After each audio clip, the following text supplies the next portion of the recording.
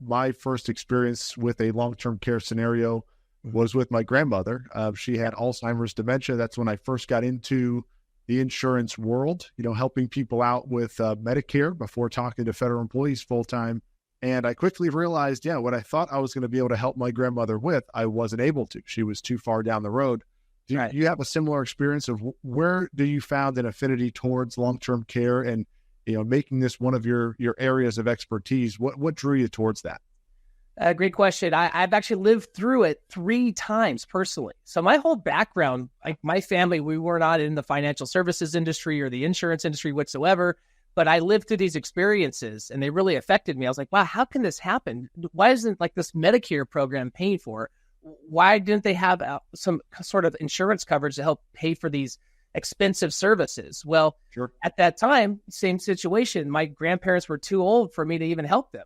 But as I learned more about the industry, I was like, whoa, this is amazing. There are solutions out there for people, but nobody's talking about them. So we became one of the nation's leading experts in long-term care to help thousands of people every single year protect their families through solutions that are not commonly marketed. You're not going to see a television commercial or Super Bowl sponsorship from an insurance company saying, buy long-term care from us. That's not going to happen. It's the insurance industry leaves it to a couple nerds like myself that actually know and understand it. And then it's our job to help distribute that education to help the consumer. No, and I understand the need, right, to talk about it, but it's not something that people have in the front of their mind on a daily basis to say, oh, I got to make sure that I take care of my long-term care needs. In the same way you get insurance for your car or your home or other things, you just do that because that's normal. That's what everybody does. And you've got that in place. You hope you never use it, but you're paying for it every single month, every single quarter, every single year.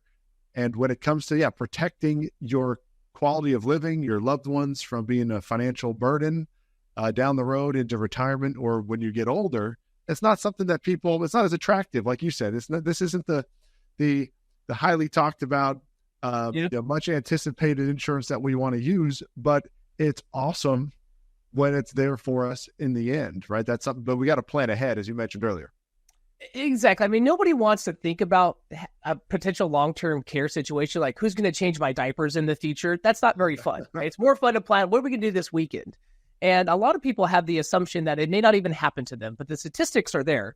Depending on which one you look at, it's anywhere between 50 and 70% of people will be affected by long-term care. And the average stay on claim is close to 5 years. I mean, Alzheimer's and dementia is 6 to 8 years. Parkinson's is 12 years. And so with the advancement of medical technology, people are living longer, but they're living longer with chronic type of illnesses that lend them to needing long-term care.